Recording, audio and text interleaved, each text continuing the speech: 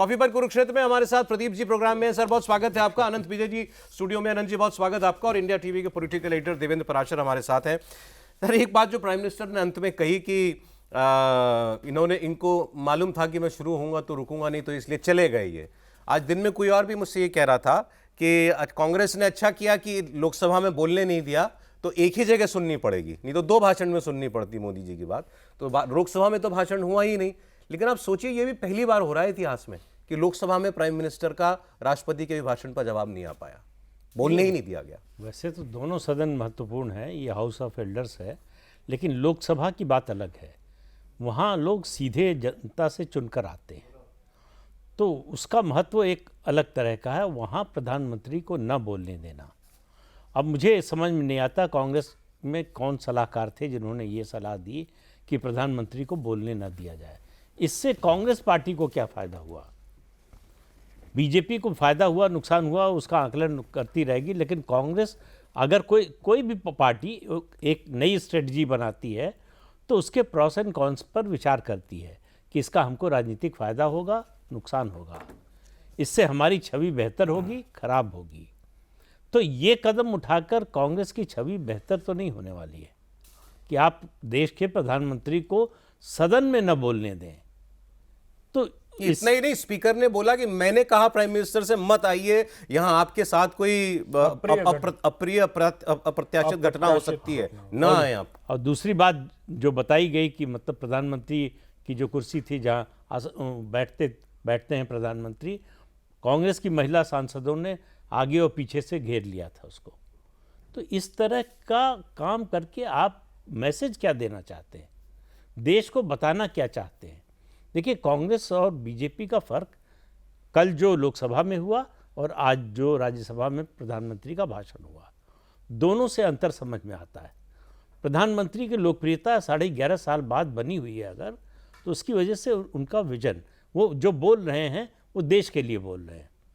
अब आप उस पर विवाद कर सकते हैं कि आप जो बोल रहे हैं उतना नहीं हुआ है, कम हुआ है, आप बढ़ा चढ़ा कर बोल रहे हैं, आप जो लक्ष्य निर्धारित कर रहे हैं उसको नहीं हासिल कर पाएंगे।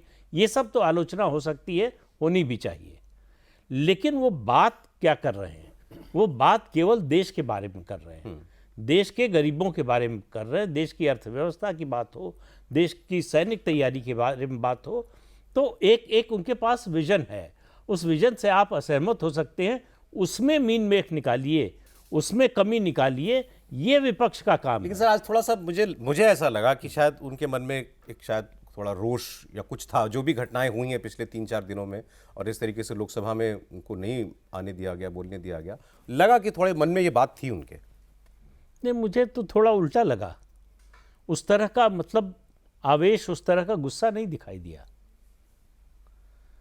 जो कायदे से होना चाहिए था।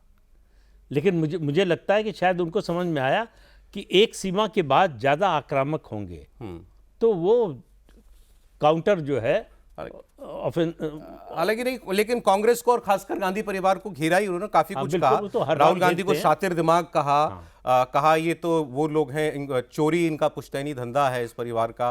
एक गुजराती सरनेम ही चुरा लिया, महात्मा गांधी का सरनेम चुरा लिया। ये परिवार सोचता है कि देखिए, इस पद पर इनकी पैतृक अधिकार है, इनका कब्जा होना चाहिए। फर्क जो आया है कि प्रधानमंत्री का टारगेट धीरे धीरे कांग्रेस का परिवार बन रहा है। कांग्रेस पार्टी थोड़ा थोड़ा पृष्ठभूमि में जा रही है, डायरेक्ट परिवार सीधे, और उधर से कांग्रेस की ओर से भाजपा से ज़्यादा प्रधानमंत्री की व्यक्तिगत छवि कैसे खराब हो, उसको कैसे चोट पहुंचाए। दोनों तरफ पर्सनल हो रहा मामला, दोनों तरफ से। Gandhi family versus Narendra Modi. आज उन्होंने ये भी कहा कि कांग्रेस मोदी से नफरत करती है। अच्छा, ये बात कहने की वो पहली बार नहीं कही है उन्होंने, लेकिन अब जो कुछ देख रहा है ये लग तो रहा है कि मामला नफरत वाला ही है सर। कांग्रेस वर्स, या मतलब सीधे राहुल गांधी कहूँगा, और मोदी, ये रिश्ता नफरत का ही बन गया है। अच्छा, राहुल गांधी की मम्मी क्या करती थी? मौत का सौदागर किसने कहा था? वो पर्सनल नहीं था क्या भाजपा पे अटैक था वो? या कांग्रेस के मनीष तिवारी ने जिस प्रकार की मछली के शब्द का प्रयोग किया था प्रधानमंत्री के लिए, वो क्या पर्सनल नहीं था? मोदी को लेके कांग्रेस पार्टी शुरू से सशंकित है। उनको लगता है कि ये व्यक्ति इतना लोकप्रिय है, इसके छवि में कहीं ना कहीं से दाग लगाओ, और इसके सैकड़ों मतलब अनेकों प्रयास हुए हैं उनके मीडिया सेल के द्वारा, उनके सर्वोच्च नेता के द्वारा, उनके सर्वोच्च नेत्री के द्वारा और उनकी आसन्न सर्वोच्च नेत्री के द्वारा भी इस प्रकार का प्रयास देखने को मिल रहा है। कहा उन्होंने 25 साल से, 2001 से जब मैं चीफ मिनिस्टर बना, 25 साल से ये एक सत्र ऐसा संसद का नहीं हुआ जहां मुझे गाली नहीं दी गई। मैं तो हमेशा से ये बात कहता हूं, आजाद भारत के इतिहास में नरेंद्र मोदी पहले मुख्यमंत्री हैं जिनके साथ केंद्रीय एजेंसी ने 9 घंटे तक पूछताछ की और भारत की किसी अदालत में खरोंच तक नहीं आई उनकी छवि पे। तो ये देखना पड़ेगा। और आज तक 12 साल में इस सरकार पर भ्रष्टाचार का कोई गंभीर आरोप नहीं लगा है। जो मुझे तो आज जब ये संसद में ये हो रहा था, मुझे याद आ रहा था, प्रदीप जी को याद होगा, बोफोर्स के समय में 45 दिन तक संसद ठप रही थी। 45 दिन तक संसद ठप रही थी। अटल जी के समय में भी 2001 में 17 दिन तक संसद ठप रही थी। तो ये तो अभूतपूर्व नहीं है। ये अभूतपूर्व तो बोफोर्स के समय लोगों ने देखा है। नहीं, लेकिन अब भी कौन सा सत्र चलता है ठीक से? नहीं, अब याद करिए पिछले कई सालों से सत्र तो चलता नहीं, लेकिन विधायी कामकाज हो जाता है। इस बार क्या हो रहा है, इस बार इन लोगों ने ठान रखी है कि टिट फॉर टैट करेंगे हम। मुझे लगता है कि जिस प्रकार से भारतीय जनता पार्टी के लोगों ने या अमित शाह जी ने और राजनाथ जी ने उस दिन उनके वो पता नहीं प्रकाशित अप्रकाशित संदिग्ध असंदिग्ध लेख एक्सट्रैक्ट जो भी है उसमें मुझे नहीं मालूम है, राहुल गांधी, क्योंकि वो किताब हमने देखी नहीं है। कल राहुल जी के हाथ में देखी ही किताब, पन्ने थे भी कि नहीं थे, क्योंकि लोग ये कह रहे हैं कि अंदर पन्ने में लिखा भी हुआ है कुछ, लेकिन वो कुछ पढ़ के बताने का प्रयास कर रहे थे एक वीडियो में, लेकिन वही बोल रहे थे जो वो उसमें तथाकथित एक्सट्रैक्ट से बोल रहे थे। आपको मैं ये बताऊं कि जिस पत्रिका से वो कोट कर रहे थे, जिसका प्रिंट आउट लेके आए थे, उसी पत्रिका में जोशी जी का भी अकाउंट छपा है और जोशी जी का एक इंटरव्यू चल रहा है, योगेश जोशी जी का, जो लेफ्टिनेंट जनरल नॉर्दर्न कमांड के 31 अगस्त 2020 को कमांडर इन चीफ थे। उनका चल रहा है, उनकी बात भी सुननी चाहिए। मुझे पता नहीं वो क्या कह रहे हैं। वो कह रहे हैं कि हमको तो फ्री हैंड दिया गया था और हमने खदेड़ दिया। उनका वीडियो भी चल रहा है, उन्होंने इंटरव्यू भी दिया था, उनकी किताब भी है।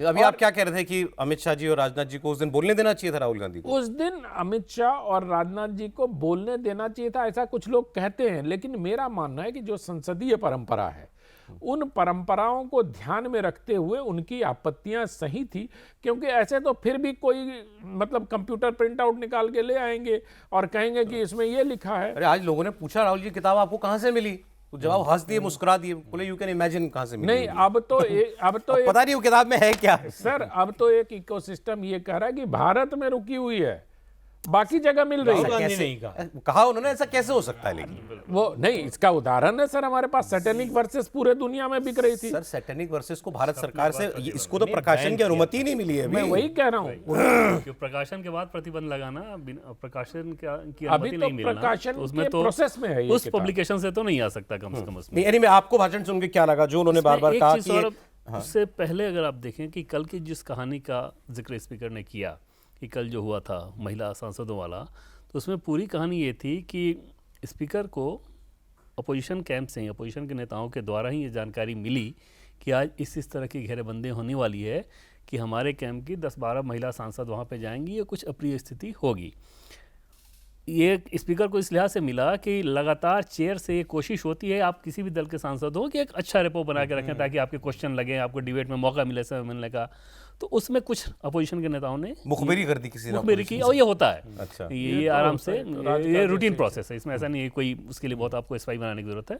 बातचीत में ही अपना पीआर बनाने के लिए लोग बता देते हैं, जिससे हाउस में उनको ज़्यादा मौका मिले। अब इस बात को बताया गया। अब दूसरी चीज़ देखिए कि जो हुआ, जैसे कैमरे के सामने तो बहुत छोटे कुछ सेकंड की तस्वीर आपको सामने मिली, क्यों वहाँ आप देखें कि एक्चुअल क्या हुआ था कि जब होना था डिबेट, तो 8 से 10 महिला सांसद, जिसमें जो 3 दलित महिला सांसद हैं कांग्रेस की, वो पीएम के चेयर के एकदम इर्द गिर्द थी। प्रियंका गांधी ने उस बात को बोला भी कि पीएम के चेयर के सामने थी तो वो इतना क्यों डर गए।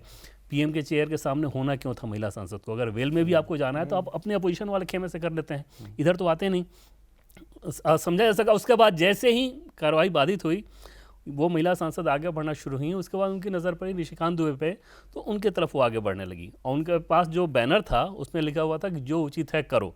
अब निशिकांत दुबे के लिए तो हो नहीं सकता, वो तो पीएम के लिए ही था। वही मतलब वही और वही कि प्रधानमंत्री ने कहलवा दिया था आर्मी चीफ को। हाँ, तो उस लाइन को लेकर थी। उसके बाद अनुराग ठाकुर ने निशिकांत दुबे को इशारा किया कि आप निकलो यहाँ से, तो निशिकांत दुबे ने बोला क्यों निकलूँ मैं।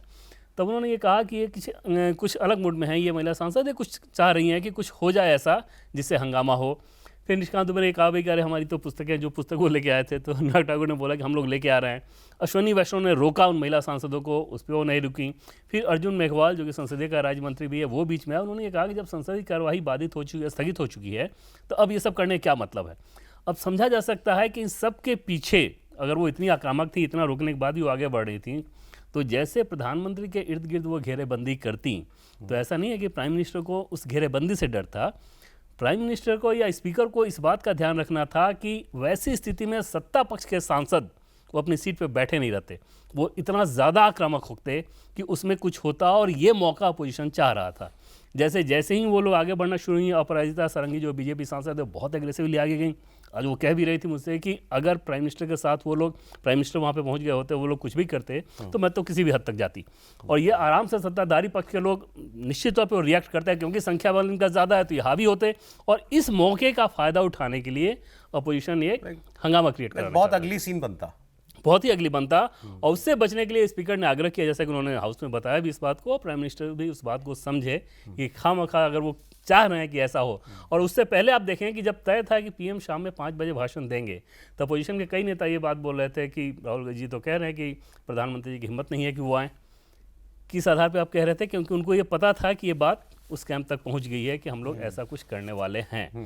अब दूसरी चीज़ देखें कि प्रियंका गांधी बीजेपी के कई सांसदों से मिलकर पूछ रही थी कि निशिकांत दुबे ने जो कुछ कहा आप लोगों को उचित लगता है, क्या ये कहना चाहिए था। उन बीजेपी सांसदों ने पलटवार करते हुए कहा कि राहुल गांधी ने भारत सरकार के मंत्री रणजीत बिट्टू को एक सिख व्यक्ति को गद्दार कहा, क्या वो कहना चाहिए था। तो ये खूब चला है हाउस में। नहीं, इवन जो उन्होंने राहुल गांधी ने जो मोदी जी के लिए, प्राइम मिनिस्टर के लिए बोला, वो क्या था? वो आप पर्सनल हो रहे हो, वो इन्वाइट ही कर रहे हो कि आओ कीचड़ कीचड़ खेलते हैं। हाँ बिल्कुल। तो और उस तरह की चीज़ में, और प्राइम मिनिस्टर का तो एकदम से तय था कि भाई आज राज्यसभा की स्पीच को अगर आप देखें तो एकदम से उन्होंने, एक होता है ना कि धागे खोल देना, पहले तो अपने डेवलपमेंट प्रोजेक्ट्स जो अपना रिपोर्ट कार्ड है वो उन्होंने बताया कि कैसी कैसी चीज़ें, क्या क्या चीज़ें की गई है। भाई जिस आबादी को आप बोझ मानते थे, उस आबादी को पीएम पूंजी मानते हैं। नेहरू और इंदिरा दोनों बोझ मानते थे, ये पूंजी मान रहे हैं। और उसमें बताया कि दूसरी चीज़ जो ज़्यादा दिलचस्प ये थी कि राहुल गांधी को लेकर अगर आप देखें सौरभ, तो एकदम से समझ में आता है कि, और ये ऐसा नहीं कि आज का, ये अभी का कोई डेवलपमेंट है, नरेंद्र मोदी को लेकर राहुल गांधी और उस सोच में, उस गांधी परिवार की सोच में एकदम से वो व्यक्तिगत खुन्नस, घृणा, नफरत है ना, नफरत ही वो है एकदम से, उसमें कोई मतलब कितना ही मोहब्बत की दुकान करें राहुल बेकार गांधी। भाई पॉलिटिकल लाइन पे आप कितना भी टफ लाइन ले लो, ममता बनर्जी कितना टफ लाइन लेती है मोदी के लिए, लेकिन व्यक्तिगत मुलाकात तो अच्छी होती है ना। और प्रधानमंत्री ने जब आज अपना भाषण शुरू किया, उस वक्त जबरदस्त नारे लग रहे थे, प्रदीप जी, नारे लग रहे थे, एलओपी को बोलने दो, विपक्ष की आवाज नहीं दबेगी, तानाशाही नहीं चलेगी, विपक्ष का अपमान नहीं सहेंगे। जो अभी आपने कहा ना टिट फॉर टैट, वो टिट फॉर टैट ही था। कल खुल के कह रहे, कांग्रेस के नेता सब कह रहे थे कि राहुल गांधी नहीं बोलेंगे तो मोदी जी को नहीं बोलने देंगे, लेकिन हुआ थक के फिर जाना ही पड़ा, विपक्ष को ही जाना पड़ा, मोदी जी तो बोल लिए। देखिए, कांग्रेस पार्टी ने इंदिरा गांधी जब प्रधानमंत्री थी तो इमरजेंसी लगाया, विपक्ष के सारे नेताओं को जेल भेजा। उस समय भी इतनी कटुता विपक्ष और सत्ता पक्ष में नहीं थी, बातचीत संवाद तब भी था। इससे बेहतर हालात थे, इस बहुत बेहतर हालात इमरजेंसी में। जिस पार्टी ने उनको हराया, उस पार्टी के अध्यक्ष थे जनता पार्टी के चंद्रशेखर जी। सरकार उनको सरकारी आवास देने को तैयार नहीं थे, गए मोरारजी से झगड़ा कर लिया। कहा चुनाव में हार जीत होती रहती, उसका ये मतलब नहीं है, वो देश की पूर्व प्रधानमंत्री हैं, तो उनको सरकार को आवास देना चाहिए। तो इस तरह के संबंध थे। और उसके बाद बोफोर्स, भाई राजीव गांधी के बारे में या गांधी परिवार के किसी व्यक्ति के बारे में उस तरह का नारा पहली बार लगा, पूरे विपक्ष ने लगाया, तब भी संवाद कायम था। ऐसा नहीं कि बातचीत की टर्म्स न रही हों। ये शुरुआत जो है गुजरात से हुई है। गुजरात में जिस तरह से नरेंद्र मोदी बढ़ रहे थे, उसको रोकने के लिए कांग्रेस को दो चीज़ें लग रही थी या तो ये कभी प्रधानमंत्री पद तक या राष्ट्रीय राजनीति में पहुंच नहीं पाएंगे या हम पहुंचने नहीं देंगे। आप मणिशंकर अय्यर का 2014 का बयान याद कर लीजिए। उन्होंने कहा कि इस शताब्दी में नरेंद्र मोदी देश के प्रधानमंत्री नहीं बन सकते, नहीं बन सकते, नहीं बन सकते। ये उनका मतलब वीडियो पर दिया गया बयान है। आगे की चाहे तो या एआईसीसी के बाद चाय बेच लें। हाँ, तो हम जगह दे देंगे। तो और गुजरात चुनाव के दौरान जिस तरह से सोनिया गांधी ने अटैक किया, मोदी ने पलटवार किया, वो भी सही है। कई बातें ऐसी बोली जो शायद नहीं बोलना चाहिए था। लेकिन मौत का सौदागर और मनमोहन सिंह को याद कीजिए, क्या कहा था, मर्डरर ऑफ डेमोक्रेसी ऐसा कुछ कहा था, मर्डर, हाँ, मास मर्डर टाइप कुछ हाँ, कहा था कि अहमदाबाद की सड़कों पर खून बहा। और मोदी की उनसे तो स्थिति कहलवाया खराब गया हो, होगा, वो बेचारे क्या बोलेंगे, उनसे तो कहने के लिए कहा गया होगा। खराब हो, इसके लिए दंगा शुरू हुआ तो मुख्यमंत्री के नाते मोदी ने राजस्थान और मध्य प्रदेश की सरकार के मुख्यमंत्रियों से फोन किया कि हमको आप पुलिस भेजिए अपनी। दोनों राज्यों में सरकार थी कांग्रेस पार्टी की, दोनों ने मना कर दिया। नहीं, मैं ये वो मुझे सर जानना है आपसे, अभी आप जो कह रहे, इवन इंदिरा गांधी और राजीव गांधी के मन में भी उस वक्त के विपक्ष के लिए ऐसा बैर या नफरत नहीं थी? नहीं, बिल्कुल नहीं थी। बैर या ना, देखिए हाउस में क्या बोलते हैं, अलग बात है। हाँ, सार्वजनिक रूप से एक दूसरे के खिलाफ क्या बोलते हैं वो अलग है, लेकिन निजी संबंध जो है, या कहें कि संवाद दोनों पक्षों के बीच में, वो नहीं टूटा था, नहीं खत्म हुआ। जो हालात सोनिया गांधी नरेंद्र मोदी या राहुल गांधी नरेंद्र मोदी के बीच में हो गए, निश्चित ऐसे कभी नहीं था। ऐसा कभी नहीं हुआ। और ये हुआ है कि मोदी के राइज की वजह से। मोदी की राइज की वजह, दो कारण, मोदी की राइज और मोदी की राइज को रोक नहीं पाए। अदालत का इस्तेमाल किया, जांच एजेंसियों का इस्तेमाल किया। अभी अनंत जी कह रहे थे कि पहले मुख्यमंत्री हैं जिनसे 9 घंटे पूछताछ हुई, पहले मुख्यमंत्री हैं जिनके खिलाफ सुप्रीम कोर्ट की निगरानी में एसआईटी की जांच हुई। बिल्कुल, वो बोला उन्होंने कि इनको यही तकलीफ है कि मैं कैसे टिका हुआ हूं यहाँ पे, और उन्होंने देखिए, ये कहा कि भाई, ये भी बोला कि हमारे देश में लाखों स्टार्टअप हो गए, ये परिवार अपने घर का स्टार्टअप नहीं चला पा रहा। सर, उसके पीछे के मनोविज्ञान को हमें समझना पड़ेगा। जब हम एनालाइज कर रहे हैं पर्सनल एनिमिटी को, तो अटल जी से या उस समय के जो अडवाणी जी से राजीव गांधी को उतना खतरा नहीं था। लगता था कि चलो एक बार गए तो फिर आ जाएंगे हम। यहाँ तो सुरंग ही, अंधेरा ही दिख रहा है कांग्रेस पार्टी को कि जब तक मोदी राष्ट्रीय राजनीति में है तब तक कोई उम्मीद की किरण ही नहीं दिख रही है। और आप सोचिए कि एक माँ के लिए ये कितना कष्टकारी होगा कि उनका पुत्र निरंतर असफल हो रहा है, तमाम तरह के बैकिंग देने के बाद। तो ये मनोविज्ञान, ये साइकोलॉजिकल प्रॉब्लम है सर, ये पॉलिटिकल नहीं है। पॉलिटिकल तो अटल जी के समय, अडवाणी जी के समय, वीपी सिंह के समय सब था कि राजा मांडा आए 2.5 साल में चले गए, चंद्रशेखर जी आए 4 महीने में, 8 महीने में चले गए, अटल जी आए 1.25 साल में चले गए, अटल जी आए फिर 5 एक ब्रॉड सेंस ये थे कि कांग्रेस हमेशा भारी रहेगी इन सब हाँ, पे। मतलब कांग्रेस को रिवाइवल का होप था, मोदी ने उस होप को खत्म कर दिया। कांग्रेस की जो आशा थी, सब मोदी उस जो कर रहे हैं वो आशा तो को कर रहे हैं, खत्म कर दिया। अपने घर में भी तो झांके, हम क्या कर रहे हैं, कांग्रेस ये भी तो सोचे। ये- अब राहुल गांधी को अगर ये नहीं समझ में आ रहा कि एक पगड़ीधारी को मैं गद्दार कह रहा हूं, तो इसका क्या उपयोग करेगा ऑपोजिशन, सर, ये मतलब उनके विरोधी। सर, ये तो फिर किसकी प्रॉब्लम है? ये ह्यूमन साइकोलॉजी है। अपनी विफलता का आकलन सब लोग नहीं कर पाते हैं। उनको तो लगता है कि मेरा वचन ही शासन है। उस परिवार से जहां की तीन प्रधानमंत्री हुए, 3 प्रधानमंत्री हुए और एक यूपीए की इतनी पावरफुल चेयरपर्सन हुई वहां कि जो De facto प्राइम मिनिस्टर, मतलब 10 साल में उन्होंने देखा। और मोदी जी ने आज कहा भी कि उनका भी रिमोट था और एक हमारा भी रिमोट है, 140 करोड़ रिमोट से चलते हैं। तो एक एक करके न सिर्फ कांग्रेस के नैरेटिव को ध्वस्त करना, बल्कि कांग्रेस पार्टी के रिवाइवल की जो भी उम्मीद होती है उसको चुन चुन कर पॉलिटिकली समाप्त करना, ये है पर्सनल एनिमिटी की वजह। ऐसा थोड़ी है। उम्मीद की किरण अगर जगती, अगर राहुल गांधी परफॉर्म कर पाते। अब इन्होंने आखिरी दांव प्रियंका गांधी का भी चल लिया परिवार ने, 2.5% रह गया यूपी में वोट।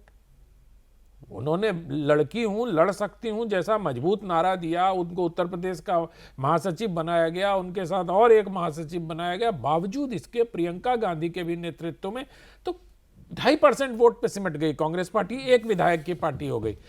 ऐसे में कांग्रेस पार्टी के सामने जब लंबी राजनीतिक टनल में प्रकाश की एक किरण नहीं दिखाई देगी ठीक तो कह रहे हैं। स्वाभाविक है कि अंधेरा करने नहीं, वाले पर इसके आक्रमण होगा। इसके पीछे एक और कारण है, वो है मोदी के साथ साथ, और आप जोड़िए इसमें लालकृष्ण आडवाणी को, हिंदुत्व का बढ़ना, हिंदुत्व का प्रभाव बढ़ना। हम लोग मोदी की बात कर रहे हैं, वो प्रधानमंत्री हैं, गुजरात में मुख्यमंत्री थे तब से। लालकृष्ण आडवाणी से इस परिवार के अच्छे संबंध कभी नहीं रहे राजीव गांधी के बाद। अच्छा, चाहे सोनिया गांधी हो चाहे राहुल गांधी हो, टॉकिंग टर्म्स पर उस तरह से कभी नहीं रहे। इस सोनिया गांधी या यूपीए सरकार के दौरान ही ये हुआ कि शंकराचार्य की गिरफ्तारी दीपावली के दिन, जब त्रिकाल पूजा पर बैठे हुए थे, उनको पूजा भी पूरी नहीं करने दिया गया, गिरफ्तार किया गया। तो और ऐसी तमाम घटनाएं आपको मिलेंगी। तो उसका भी ये, और मोदी जो है हिंदू आइकन के रूप में उभरे। भला वो प्रणब मुखर्जी का जो हाँ, उन्होंने उन्होंने लिख दिया, गिरफ्तारी हाँ, रुकवा दी।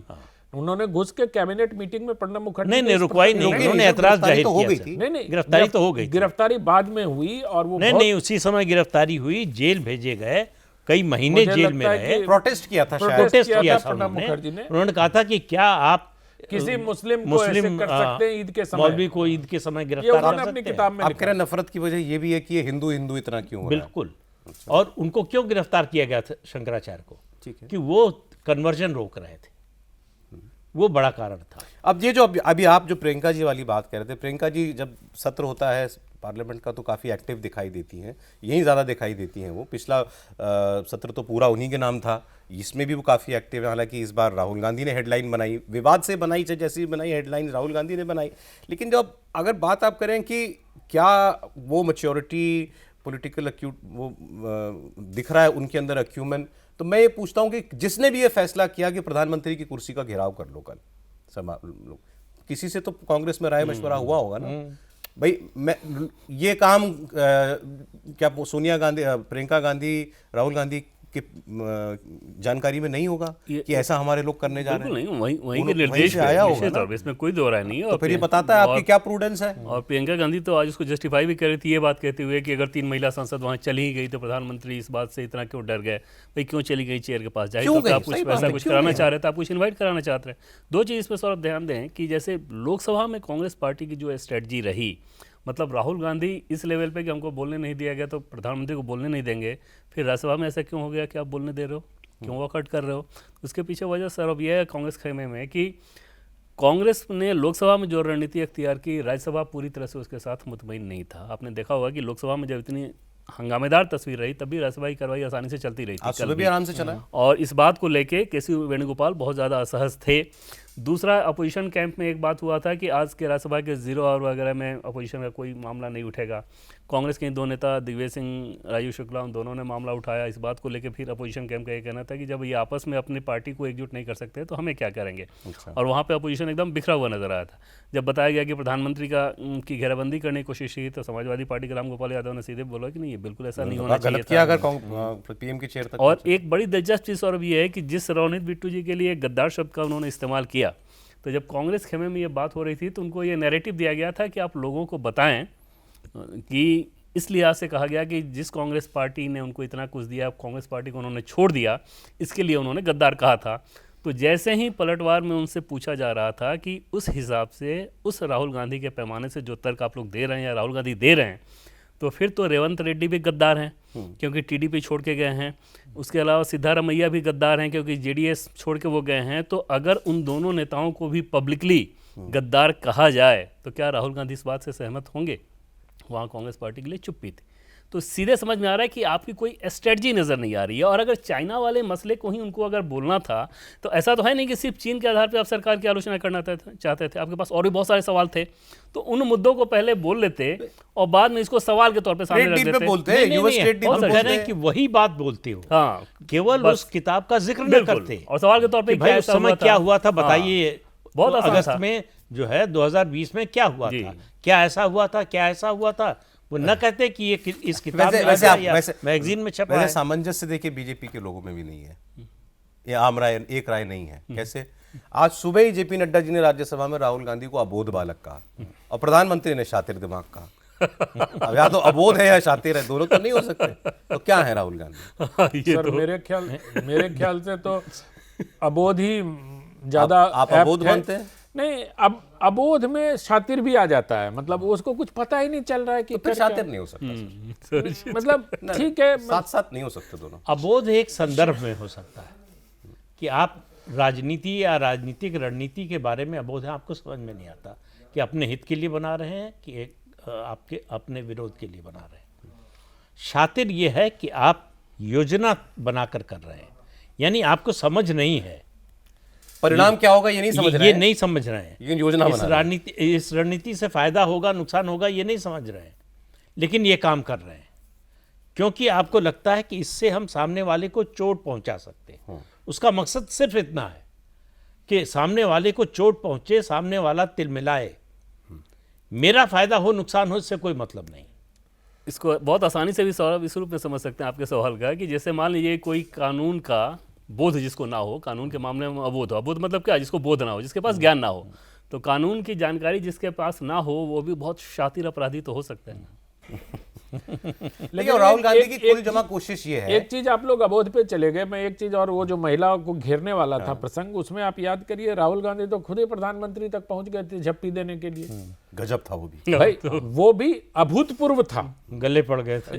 जब आप मतलब नेता विपक्ष थे नहीं उस समय, उस समय आप एक सांसद थे और आप प्रधानमंत्री तक ये दिखाने के लिए कि चले गए कि I am a real Gandhi, मैं आपको जादू की झप्पी देना चाहता हूं।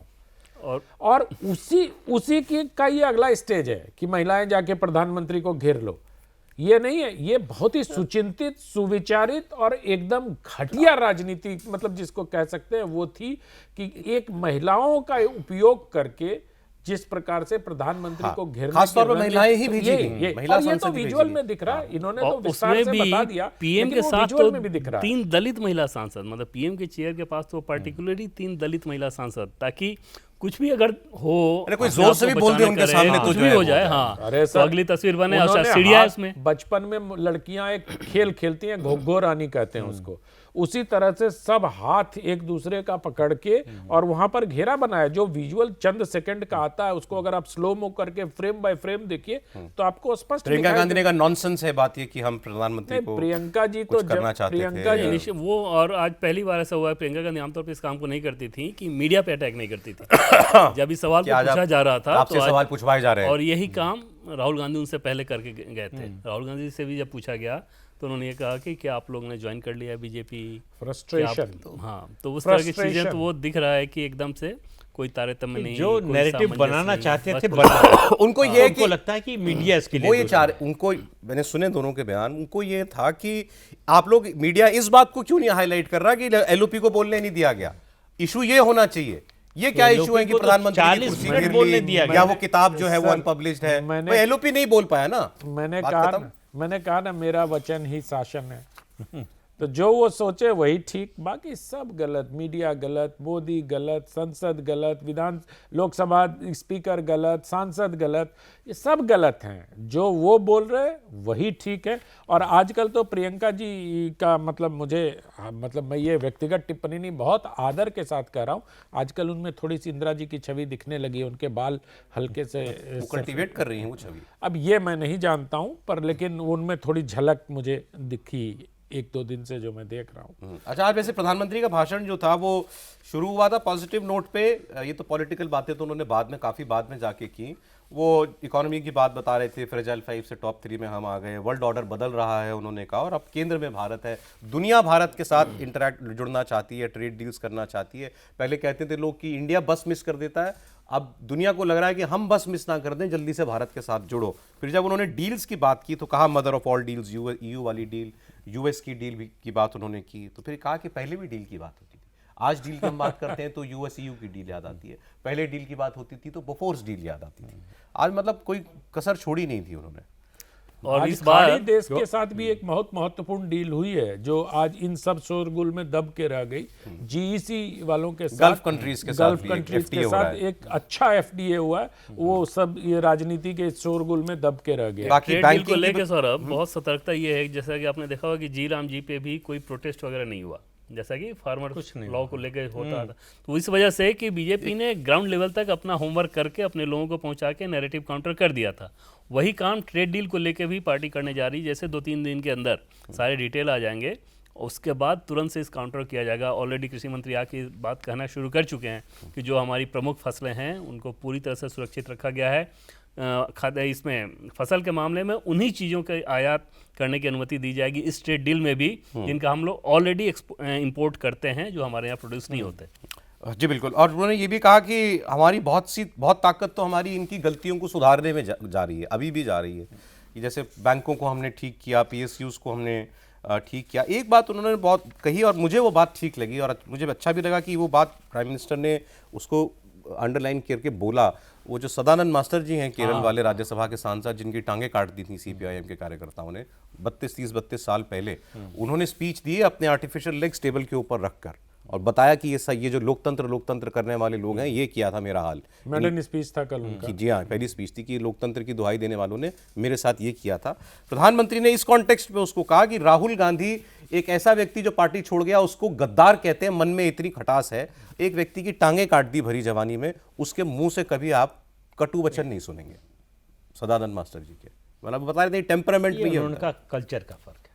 हाँ, ये संस्कार है। संस्कार हैं जो एक से ये ऐसा बुलवा रहे हैं, दूसरे से ऐसा बुलवा रहे हैं। तो उन्होंने एक तरह से मतलब राहुल गांधी के जरिए पूरे परिवार पर हमला किया कि परिवार के संस्कार इस तरह के हैं। सर एक लाइन में एक जगह बोला कैसे संस्कार लेके पले बड़े हैं ये लोग, ये भी बोला एक जगह पर। अरे तो कैसे संस्कार, प्रधानमंत्रियों का परिवार है भाई, कैसे संस्कार लेके पले बढ़ेंगे? ये तो स्पष्ट है ना। जब राहुल गांधी छोटे थे, इंदिरा गांधी के साथ कितने विजुअल आते हैं, मटन खा लो या क्या खा लो, क्या खा लो, ये सब इतने हैं। वो बहुत विजुअल चलता है। प्रियंका जी, राहुल जी छोटे छोटे हैं, इंदिरा नहीं जी वो है, स्टूडियो में लेके आती हैं। वो अभी गया भी नहीं है सर। मैं आपको ऑनेस्टली बताऊं, ये बात ठीक है और ये हम सब में भी है। राहुल गांधी कहीं दिखेंगे तो पहले अटेंशन जाएगी, हर आदमी की जाएगी। राहुल वो गांधी, उतना बड़ा परिवार राहुल है। गांधी खुद भी जब चलते हैं तो उनको भी लगता है कि हाँ ये किसी गुमान में है, यार मैं कुछ हुआ, आई एम स्पेशल, ये उनमें भावना है। और दूसरा हम सब में भी है कि यार अटेंशन दो इनको। आज ही की बात है, आज सुबह प्रोग्राम कर रहे हैं, इतने में तस्वीर आई, राहुल जी बॉल खेल रहे हैं एक बच्ची के साथ घर में अपने, तस्वीर दिखाई हमने भी। अब सोचिए ऐसा कुछ नहीं था, राहुल गांधी के हाथ में एक बच्ची के साथ बॉल से खेल रहे हैं। वही राजनीति में आए तो एक वाक्य अरे बोला बोलना शुरू कर दिया। राहुल गांधी ने अपने आप बोलना शुरू कर दिया। एक बहुत दिलचस्प जैसे छोटा बच्चा बोलना शुरू करता है, ये हम सब में भी है कि you everybody wants to treats him special. इस लेवल तक सौरभ हो रहा है कि दिलचस्प चर्चा आजकल पार्लियामेंट में है ये कि जब बहुत कड़ाके की ठंड दिल्ली में पड़ रही थी तब Rahul Gandhi half T shirt में नजर आते थे। अब जब ठंड खत्म हो रही है तो फुल स्वेटर में नजर आ रहे हैं। तो इस लेवल तक चर्चा होती है उनके हर चीज के बारे में। तो अब ये सर हो गया, अभी तो सेशन तो अभी 10 दिन और है, 8-9 दिन और है ना, अभी 13 तक है। बट 13 तक है। बजट का लेके आज जो आपने तेवर देखा, कल भी तय मानिए कि कुछ होना नहीं है बजट पे भी डिस्कशन में। नहीं, अब इन्होंने तो कहा है कि LOP तो बोला नहीं, बोलने नहीं दिया गया, तो फिर हंगामा तो नहीं रुकेगा जब तक राहुल गांधी को बोलने नहीं दिया जाएगा। अब तो खत्म ना, वो तो राष्ट्रपति का अभिभाषण पे धन्यवाद प्रस्ताव वाली बात तो खत्म हो गई। वो तो हो गया। अब तो ये मौका फिर से उछालेंगे वही अलग जो उनका एजेंडा है और उसके सहारे बजट को भी फिर बजट डिस्कशन को डिटेल करने की कोशिश करेंगे। बजट पे बोलने का मौका मिलेगा ना इनको ऑलरेडी, बिल्कुल बजट पे बोलने का आज से ही शुरू हो मौका जाता है, वहीं आज से ही शुरू कोशिश। करेंगे जहाँ शुरू वहीं से होगा, वही वही फोटो किसी लेके किताब आएंगे से शुरू वो होगा कि जो उचित समझो करो। जहाँ छोड़ा था मोदी जी का पीछा, जो उचित समझो सो करो, वो छोड़ने वाला नहीं है। राहुल जी इतनी आसानी से हार मानने वाले व्यक्ति नहीं है। ठीक है, तो मतलब अभी हमें बात करने के मौके मिलते रहेंगे बहुत सारे इस पूरे प्रकरण में, राहुल जी की दया से, कृपा से। सर बहुत शुक्रिया, आज वक्त आपका हमने काफी लिया। प्रदीप जी, अनंत जी, खासतौर पर आप बहुत धन्यवाद सर, इसी तरह कृपा दृष्टि आप बनाए रखें। शुक्रिया। कॉफी पर कुरुक्षेत्र देख रहे थे आप, आज इतना ही।